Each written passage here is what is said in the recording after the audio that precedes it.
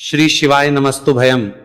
दोस्तों, जैसा कि आप सभी लोग जानते हैं कि 2 फरवरी 2026 फाल्गुन महीने में पड़ने वाली सोमवार प्रतिपदा तिथि है और फाल्गुन महीने की सोमवार व्रत है और हमारे हिंदू धर्म में इसका बहुत ही बड़ा और विशेष महत्व होता है। अगर कभी भी मौका लग जाए और फाल्गुन महीने का प्रतिपदा तिथि सोमवार के दिन पार जाए तो आप लोगों को सिर्फ और सिर्फ तुलसी की सूखी लकड़ी वाला उपाय तो अवश्य ही करना चाहिए। इन दोनों का संयोग बहुत ही कम आता है। इसी के साथ में गुरुजी ने अपनी शिव पुराण कथा में बताया है कि इस दिन आपको तुलसी की सूखी लकड़ी वाला उपाय तो आपको अवश्य ही करना चाहिए, क्योंकि ऐसा दिन पूरे साल में सिर्फ एक ही बार आता है। और दोस्तों, आप सभी लोग जानते हो कि सोमवार प्रतिपदा तिथि का अगर सबसे बड़ा कोई उपाय है तो वह तुलसी की लकड़ी वाला उपाय है। तो दोस्तों, सोमवार प्रतिपदा तिथि के दिन आप लोगों को इस तुलसी की सूखी लकड़ी वाला उपाय को जरूर करना है। बहुत सारे लोग होंगे जिन लोगों ने इस उपाय को ना किया हो, मतलब पूरा साल निकल गया, उन्होंने किसी भी दिन इस तुलसी की सूखी लकड़ी वाला उपाय को ना किया हो। पर दोस्तों, आपके पास एक आखिरी मौका बचा हुआ है, जो कि सोमवार प्रतिपदा तिथि के दिन है। इस दिन आप लोगों को इस वाले उपाय को जरूर कर लेना है।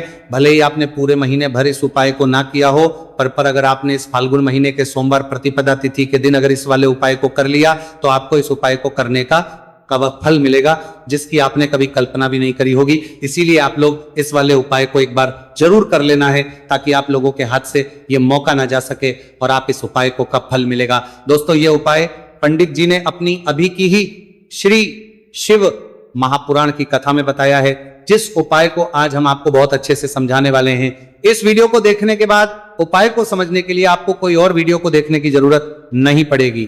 तो चलिए दोस्तों, उपाय को शुरू करते हैं। देखिए, ये इस फाल्गुन महीने सोमवार प्रतिपदा तिथि के दिन ये इतना खास होता है, इतना महत्वपूर्ण होता है।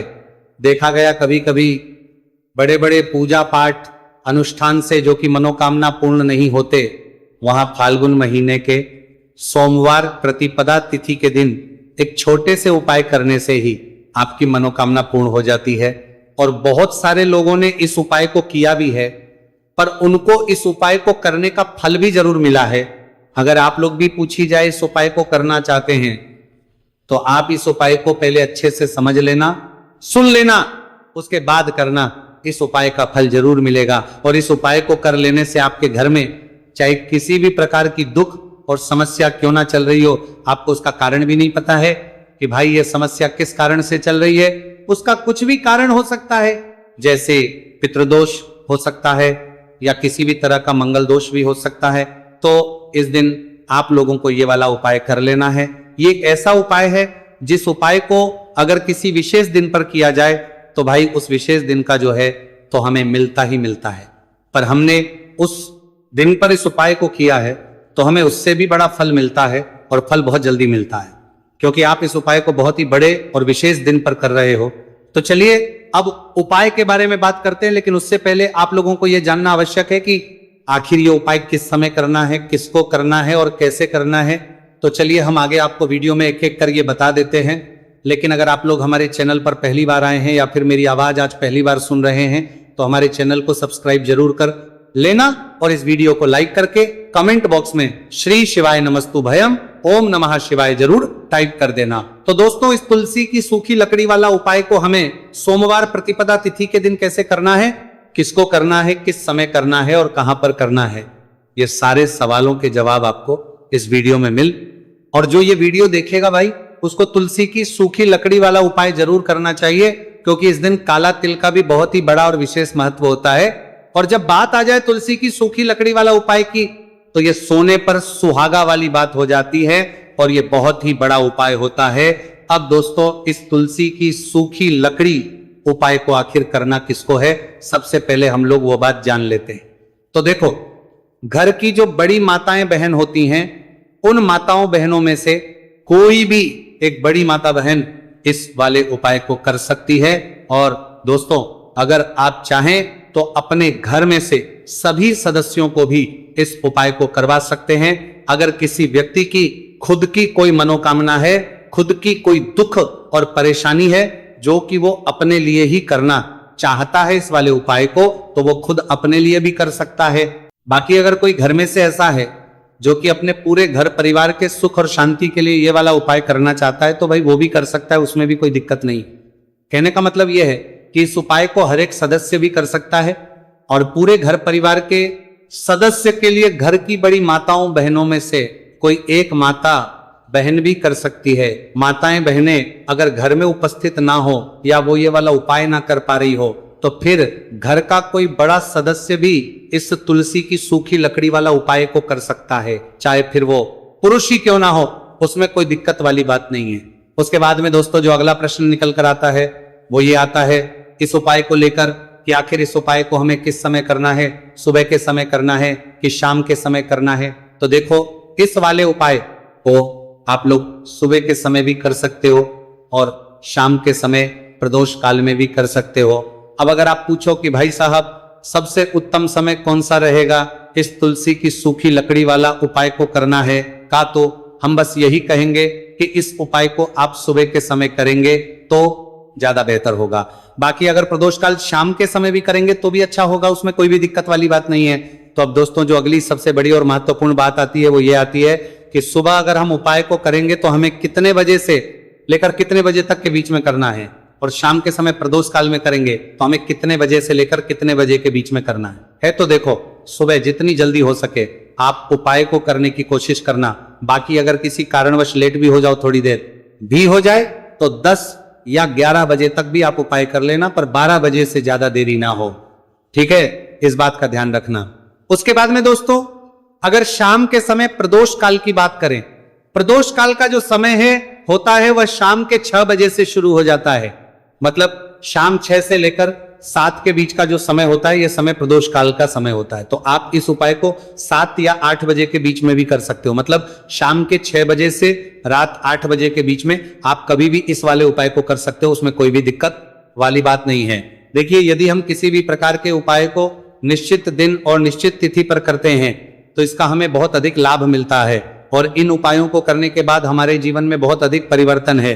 साथ ही साथ ये जो उपाय आपके जीवन की सारी परेशानियों को और सारी बाधाओं को दूर करने वाले हैं। देखिए दोस्तों आज के इस पूरे ही वीडियो में हम आपको 3 चमत्कारिक उपाय बताने वाले हैं, और ये तीनों ही उपाय बहुत ही खास और बहुत ही ज्यादा विशेष होने वाले हैं। तो चलिए दोस्तों जाने वाले हैं, लेते हैं गुरुजी द्वारा बताए गए सबसे पहले उपाय के बारे में। फाल्गुन माह धन प्राप्ति उपाय, तुलसी की सूखी लकड़ी घर में रख देना, बहुत जल्दी करोड़पति बनोगे, पैसा पत्थर से बंदोरपति बनोगे, बरसेगा।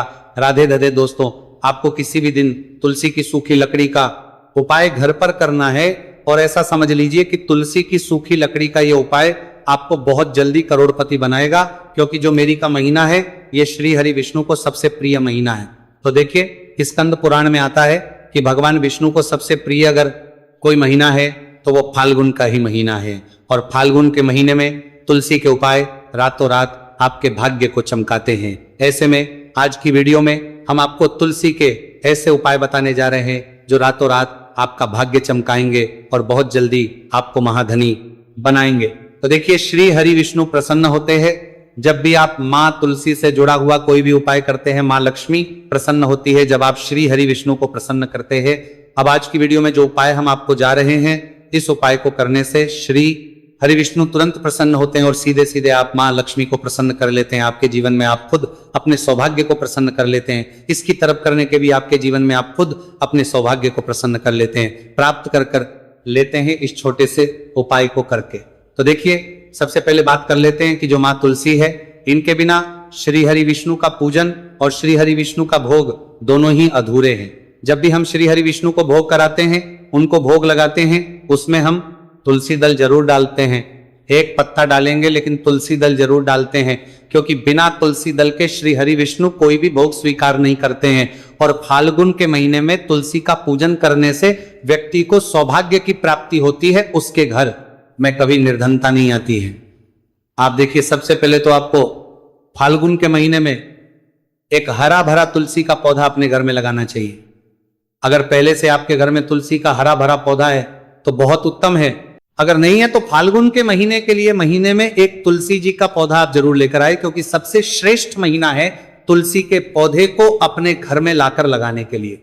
दूसरी चीज कि देखिए फाल्गुन के महीने में या उससे पहले आपके घर में तुलसी जी का पौधा सूख गया है, और अगर तुलसी का पौधा आपके घर में सूखा हुआ है तो उससे कौन पाए हैं जो आप करके रातों रात अपने भाग्य को चमका सकते हैं। तो देखिए अगर आपके घर में तो देखिए, अगर आपके घर में तुलसी जी का सूखा हुआ पौधा है, इसमें आपको हरे भरे पौधे से उपाय नहीं करना।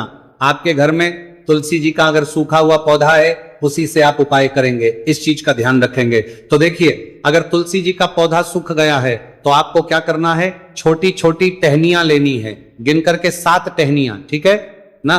कितनी टहनियां लेंगे? 7 टहनियां लेंगे। थोड़ा सा मौली धागा आपको लेना है और 7 तुलसी की सूखी लकड़ी को एक के अपने अंदर एक यानी गट्ठा टाइप का बनाना है और उसको बांध देना है, ठीक है ना। सारी तुलसी की लकड़ियों को इकट्ठा करना है और मौली धागे से बांध देना है। बांध देंगे कलावा लपेट कर। अब आपको क्या करना है, रोली का, इस तुलसी की सूखी लकड़ी पर आपको करना है रोली का तिलक करेंगे। अगर चंदन है तो थोड़ा सा चंदन लगा दीजिए। अब ये तुलसी की जो सूखी लकड़ी है, ये आपको थोड़ी देर अपने घर के मंदिर में रखनी है, श्री हरि विष्णु के सामने, और एक देसी घी का दीपक आपको श्री हरि विष्णु के सामने लगाना है।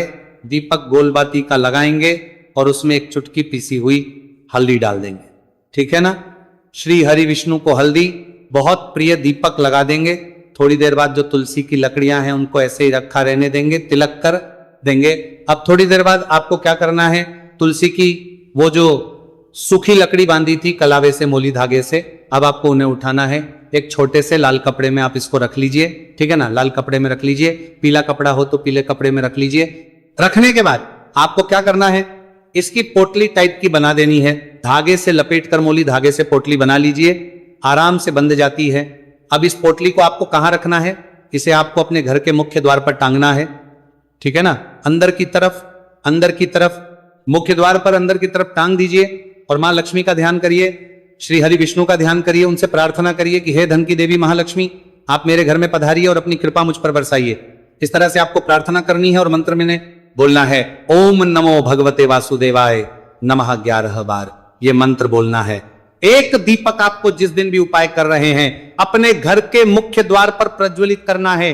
चौमुखी दीपक, 4 बाती का दीपक लगाएंगे और थोड़ी सी हल्दी उस दीपक में भी डाल देंगे। मुख्य दीपक का आपको द्वार पर दीपक बाहर की तरफ लगाना है, सीधे हाथ पर, ठीक है ना। ये उपाय फाल्गुन में आप करिए और देखिए कि कैसे आप महाकरोड़पति बनते हैं, कैसे आपके पास पैसा आता है और कैसे आपके पास पैसा रुकता है। तो ये वही उपाय है जो रातों रात आपके भाग्य को चमकाएगा और आपको महाधनी बनाएगा। छोटा सा उपाय आपको महाकरोड़पति बनाएगा। आपके बाद करोड़पति है, बनते बनाया गया है, देगा अगर सच्ची श्रद्धा से आपने इस उपाय को कर लिया। साथ ही साथ फाल्गुन के महीने में अगर कोई जूते का दान कर देता है, जूते चप्पलों का कोई दान कर दे, इस माह में तो समझ लीजिए उसे हर वो वस्तु मिलती है जिसकी वो कल्पना करता है, जिसकी वो चाहता है। आपने अगर कुछ ऐसा सोचा है कि हाँ मुझे ये वस्तु या मुझे ये चीज मिल जाए, मेरी ये इच्छा पूरी हो जाए, आपकी कोई भी इच्छा अधूरी है, पूरी नहीं हो रही, तो फाल्गुन माह में आप चाहे किसी एक व्यक्ति को दान करें, जूते या चप्पल का दान जरूर करेंगे और फिर देखिए कि आपका भाग्य कैसे आपका साथ देता है और कैसे आप अपने जीवन में आगे बढ़ते चले जाते हैं। तो बहुत अच्छे से उपाय आपको बताया है। अब हम बात करते हैं दूसरे विशेष उपाय की। देखिए, यह उपाय भी तुलसी जी के पौधे के वहां पर करना है आपके भाग्य का उदय करने के लिए। आपके घर में धन सम परेशानियां है, कर्ज की समस्या अगर दिन पर दिन बढ़ती जा रही है, खत्म नहीं हो रही है, बहुत ज्यादा परेशानियां हैं, तो आपको यह उपाय करना चाहिए। देखो करना क्या है, बहुत ध्यान से समझना। आपको मात्र तांबे के पात्र के अंदर जल लेना है, उस जल के अंदर एक चुटकी आपको हल्दी मिला देनी है, ठीक है, और साथ में लेना है एक कमल गट्टा। या केवल उपाय फाल्गुन सोमवार प्रतिपदा तिथि के दिन करना है। अगर आपको ऐसा लगता है कि आपके जीवन में अष्टलक्ष्मी का वास नहीं है, भाग्य का साथ आपको नहीं मिल पा रहा है, तो आप ये उपाय शनिवार के दिन कर सकते हैं, सोमवार प्रतिपदा तिथि के दिन भी कर सकते हैं, ठीक है। शनिवार सोमवार दोनों दिन आप ये उपाय कर सकते हैं। देखो करना क्या है, इस जल के पात्र के अंदर हल्दी डाली और एक कमल गट्टा डाला।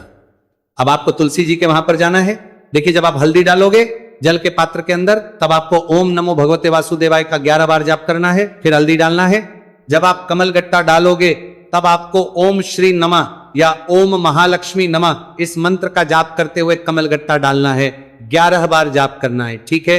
कमल गट्टा और हल्दी दोनों होना चाहिए।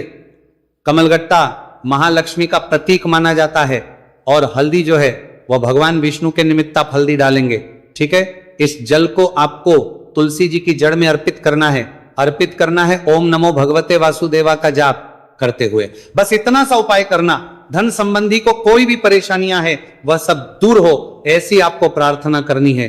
कर्ज से जुड़ी कोई परेशानी हो तो ऐसी प्रार्थना करनी है कि ये दूर हो जाए, ऐसी कामना करते हुए ये दूसरा प्यारा सा उपाय आपको करना है। तो देखो, ये हो गया उपाय जो कि आप सुबह से लेकर के शाम तक कर सकते हैं। प्रतिपदा तिथि सोमवार या शनिवार के दिन सिर्फ एक बार ही करना है। अब जो कमलगट्टे को आपको वहीं पर तुलसी जी के वहां पर रख के रहने देना है, आपको उठाना नहीं है। वो कमलगट्टा चाहे तो आप तुलसी जी के वहीं पर गांठ दें, ठीक है, तो भी चलेगा। तो इस प्रकार से आपको ये सुंदर सा उपाय करना है। अब हम बात करते हैं तीसरे उपाय की। ध्यान न रखना, ये जो दूसरा उपाय है ये आपको आपके घर में ही करना है, बाहर कहीं पर भी करके आना, ठीक है। घर में अगर तुलसी जी हो तो ही आप ये उपाय कर सकते हैं। अब आपको क्या करना है, भगवान शिव के मंदिर में जाएंगे, जो एक बेलपत्र है वो माता अशोक सुंदर वाले स्थान पर आपको अर्पित करना है। डंडे का हिस्सा जलाधारी की तरफ हो चाहिए, उस प्रकार से आपको ये बेलपत्र अर्पित करना है।